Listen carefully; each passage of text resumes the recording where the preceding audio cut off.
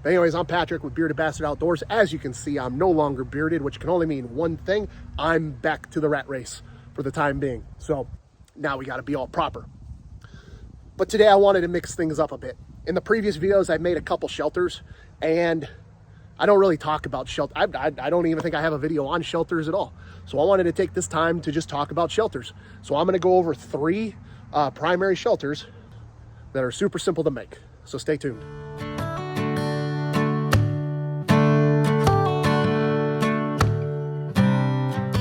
So one thing when it comes to making shelters is don't overcomplicate it. You've probably heard of the A-frame. You've probably heard of a Plow or Ranger Diamond or whatever it's called, and lean-tos, which are all fine. Nothing wrong with them.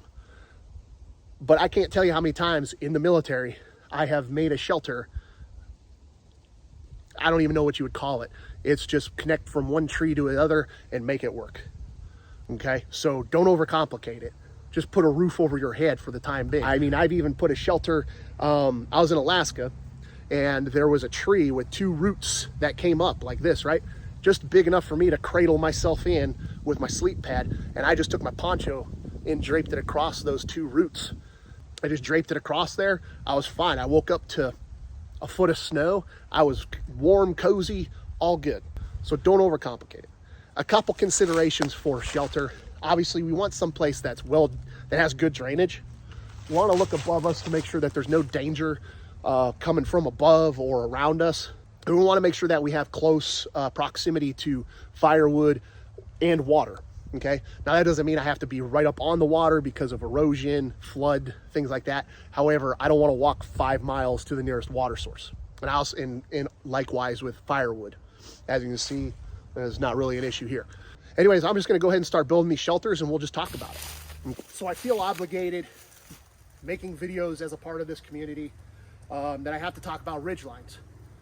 Ridgelines are an important part of your shelter because it basically provides the framework for the entire thing, right? Just like a ridge on your house, it's what's going to create that peak so that you can get that good watershed, etc.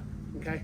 Now, if you've seen my other videos, you know that I'm a huge advocate for bungees.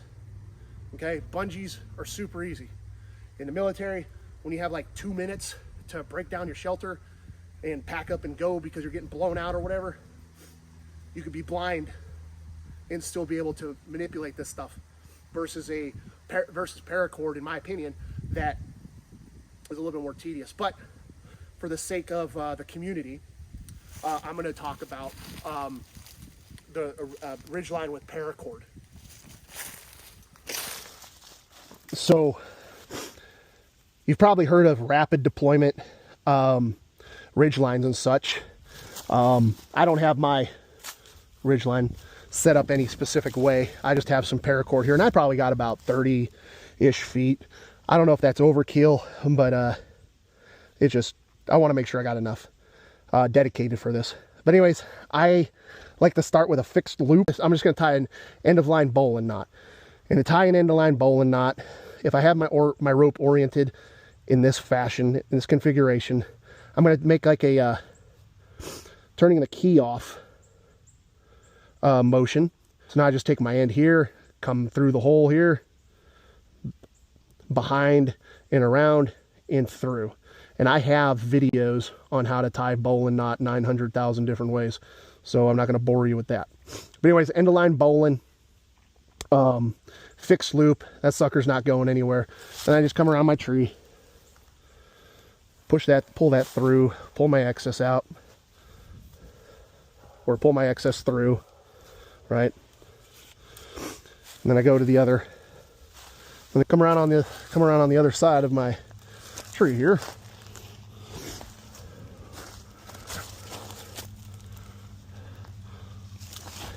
Now from here, I don't want to really cinch it down super tight, but what I'm going to do is similar to a 1-rope bridge. I want to be able to get this tension out.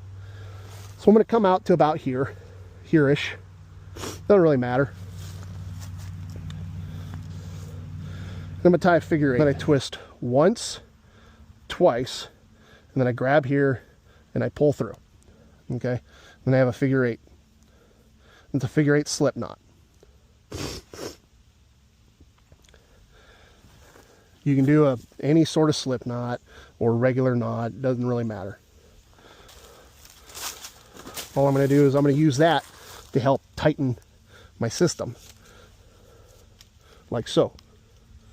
Okay, here what I can do, wrap it through again, just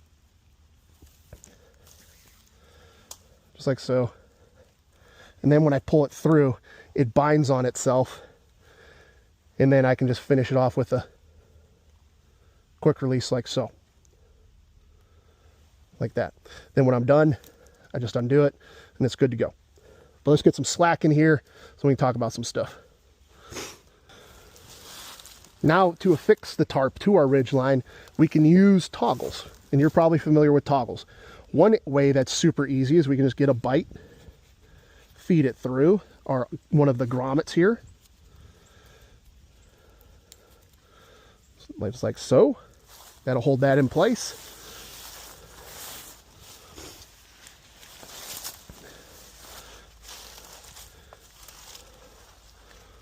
And then we do the same thing to the other side.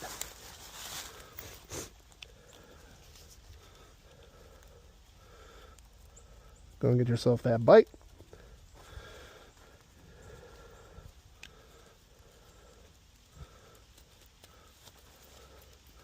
Then push that toggle through.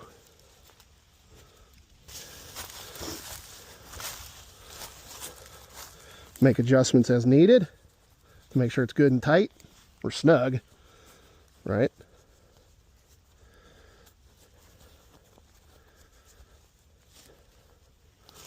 Like that. And then come back to your tightening system here. Pull it, it's snug. Now my poncho is tightly affixed to my ridgeline. And then from here again, just to hold this in place, I just do a half hitch with a quick release. Now again, all I did with that was I went over, and then I just pushed some through and pulled it onto itself, and now that's not going anywhere. I can finish setting up my shelter. And then when I'm done, I just pull that, and it comes undone. Now another way of securing these toggles to your ridgeline is through a series of Prusik loops.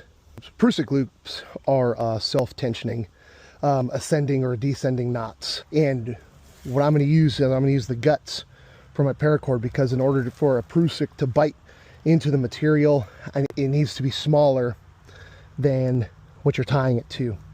And so I have a length of my paracord guts, and I'm just going to tie a square knot at the end. So right over left, left over right. To tie the Prusik with a closed loop, you just drape it over your material and wrap it 2 or 3 times and pull it through in order to create a locking bar. Okay, then we just want to make sure that this is all dressed up, or else it's not going to work and tense down on itself. Okay, we don't want any crossovers. Okay.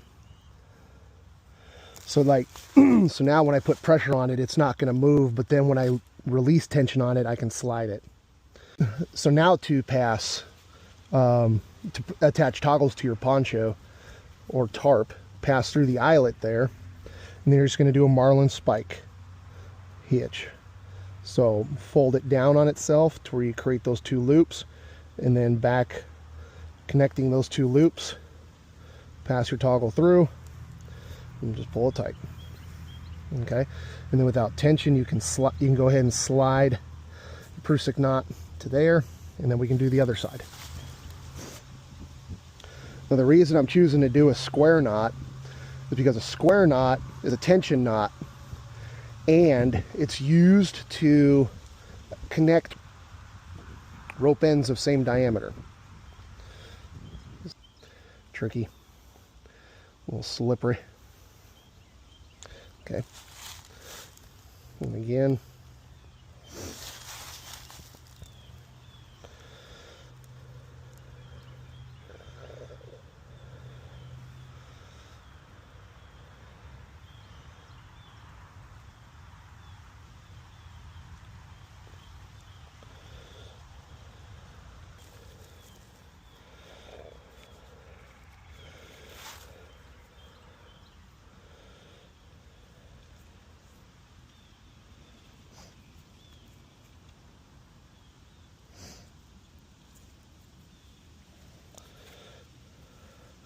All right, and then the beauty of it is I already got my ridgeline nice and tight.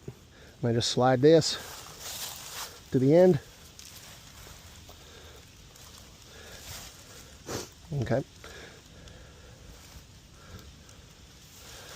And that'll pull my poncho nice and tight onto my ridgeline. Perfect.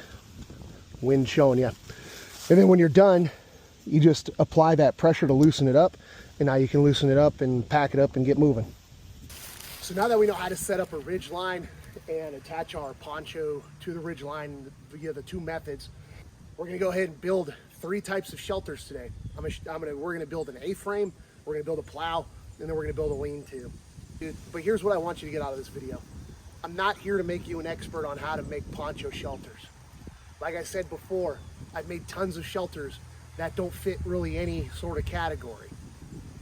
The whole point of it is to get you out of the elements, get you out of the sun, get you out of the rain, get you out of the snow, okay? And help keep you warm and safe. So what I want you to understand is kind of the fundamentals that I'm sharing, or the ideas that I'm sharing, so that you can be adaptable. You can adapt to any environment. And second, just to enhance your skills, okay? It's super easy, so there's no reason why you can't go out and practice. So when you have a military poncho, or any poncho for that matter, you have your hood here. You want to go ahead and secure that hood, tie that hood up. And you want to make sure that this is on the exterior of your tarp. Reason being is if it's on the underside of your shelter, it creates a bowl. And so moisture, condensation, rain, precipitation collects in there and drips on you. So just tie it up, close it off, and put it on the outside. And if need be, it becomes another attachment point where you can raise it and really bring that peak out.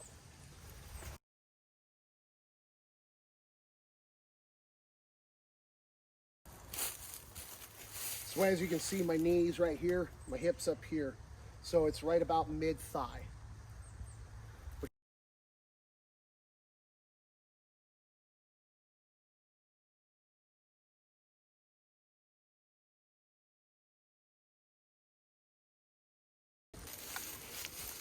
So the main advantage of the A-frame type shelter, as you can see, is it's simple to make.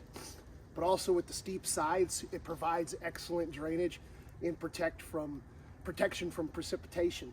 And also because you're covered on both sides, you're protected from the wind. And because of its design, I got plenty of room for me and my equipment.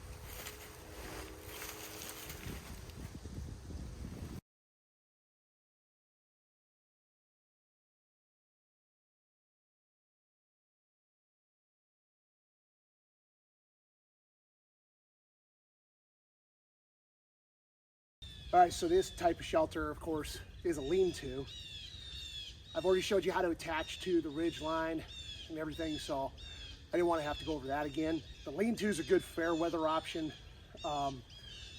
Quick to set up, minimal equipment, minimal attachment points.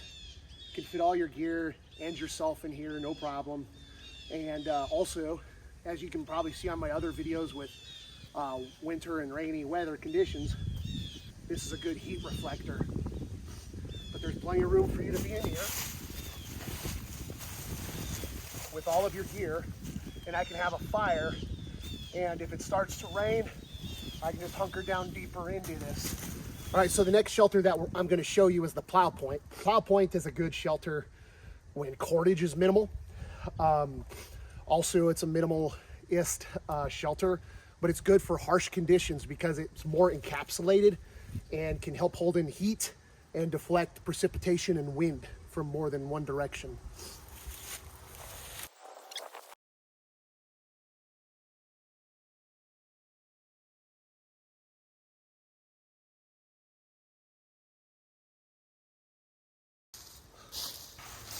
All right, then we can go ahead and hunker down in here,